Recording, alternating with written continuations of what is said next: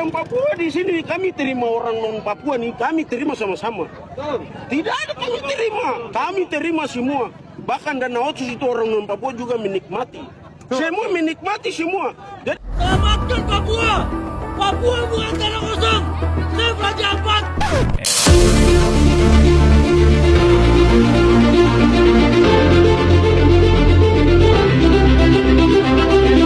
Aktivitas tambang itu melanggar aturan dan mengancam ekosistem kawasan konservasi. Baik, Assalamualaikum warahmatullahi wabarakatuh. Perkenalkan, nama saya Husainul, NIM 742352024-013. Dengan dosen pengampu Bapak Arianto Ardiansyah, SIP MSc.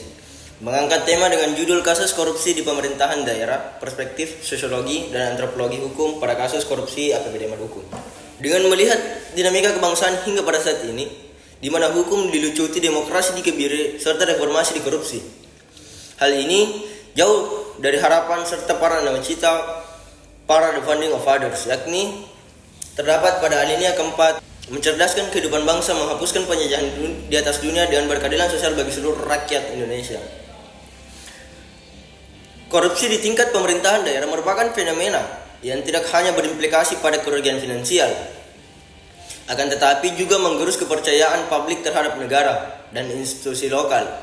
Di pemerintahan di Provinsi Maluku, berbagai temuan audit dan laporan investigatif menunjukkan pola penyalahgunaan anggaran daerah ataupun APBD dengan pada proyek-proyek pembangunan, pengadaan barang dan jasa, serta alokasi bantuan sosial yang seharusnya menyentuh pelayanan publik. Namun justru kasus-kasus tersebut menimbulkan pertanyaan mendasar tentang bagaimana struktur birokrasi, proses penganggaran, dan mekanisme pengawasan di level terendah membuka celah bagi praktik koruptif yang laporan berulang-ulang.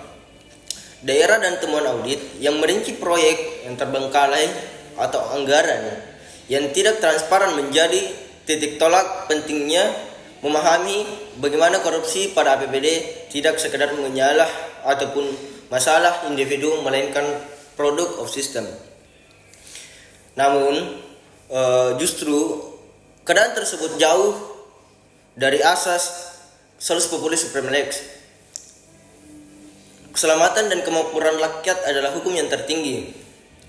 Lagi-lagi, hasil penelitian menunjukkan bahwa relasi kekuasaan dalam pemerintahan daerah Provinsi Maluku berada dalam pola yang sangat terpusat dan hierarkis, di mana sebagian besar keputusan pengelolaan APBD ditentukan oleh segelintir elit politik dan birokrasi. Kepala daerah, sekretaris daerah, dan kepala dinas menempati posisi kunci yang memungkinkan mereka mengontrol alokasi penganggaran, menentukan program prioritas dengan mempengaruhi proses pengadaan barang dan jasa. Relasi kekuasaan ini memunculkan ketimpangan antara faktor ataupun aktor formal yang memiliki kewenangan legal dan kelompok-kelompok informal yang beroperasi di sekitar pusat kekuasaan tersebut. Namun justru ketimpangan ini menciptakan kondisi di mana keputusan-keputusan terkait anggaran dibuat dalam ruang tertutup sehingga menimbulkan serta meminimalkan adanya mekanisme kontrol dari publik ataupun publik maupun institusi pengawas internal. Temuan di lapangan menunjukkan bahwa sebagian besar kebijakan anggaran lebih banyak ditetapkan melalui komunikasi informal dan lobby internal antar elit ketimbang melalui proses musyawarah perencanaan pembangunan yang ideal. Instrumen nasional telah mengukir legalitas kita, bahwasanya semua orang berhak berpendapat di muka umum.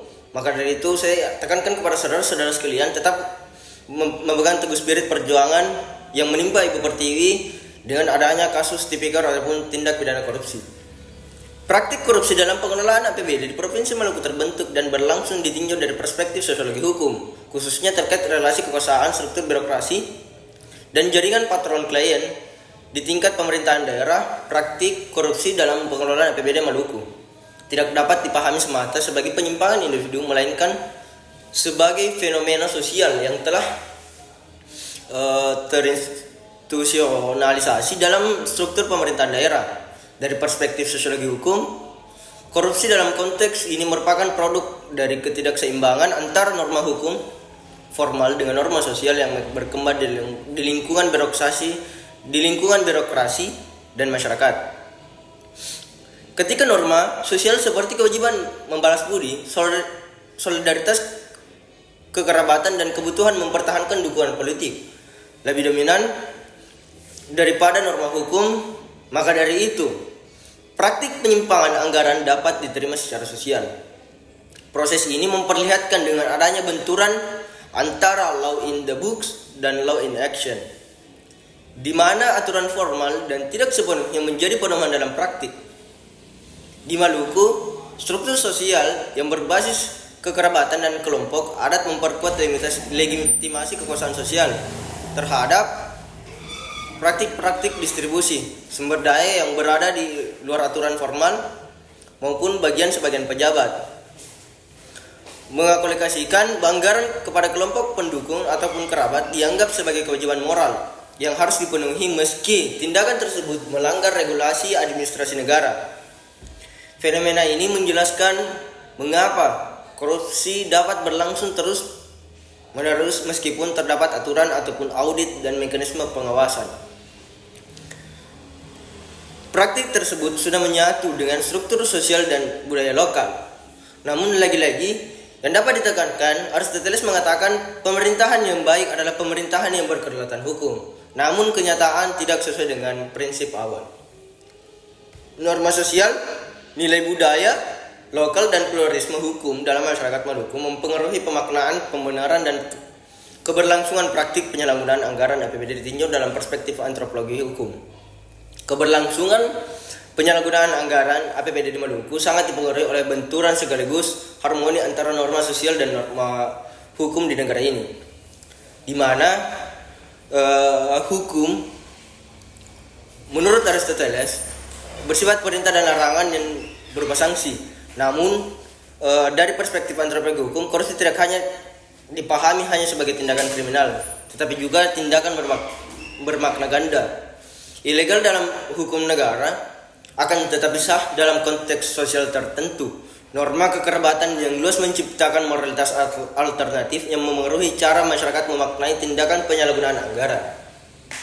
Di dalam moralitas lokal ini, tindakan pejabat publik lebih dinilai berdasarkan kontribusinya terhadap komunitas ketimbang kepatuhan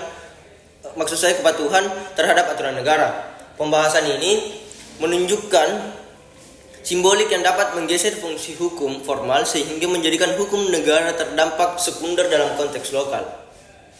Maka dari itu saya tekankan kepada teman-teman sekalian untuk tetap memegang teguh spirit perjuangan untuk melawan ketidakadilan, di mana instrumen nasional telah mengakui legalitas kita bahwasanya semua orang berhak berpendapat di muka umum sebagai bentuk hak asasi manusia yang tidak dapat diganggu-gugat serta tidak dapat dibungkam.